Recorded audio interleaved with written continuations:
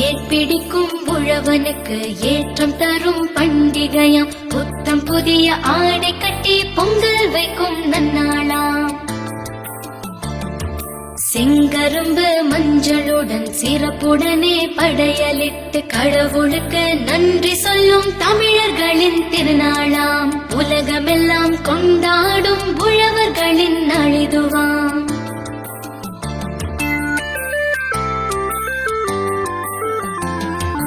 ஏற்பிடிக்கும் உழவனுக்கு ஏற்றம் தரும் பண்டிகையாம். புத்தம் புதிய ஆடை கட்டி பொங்கல் வைக்கும் நன்னாளாம்.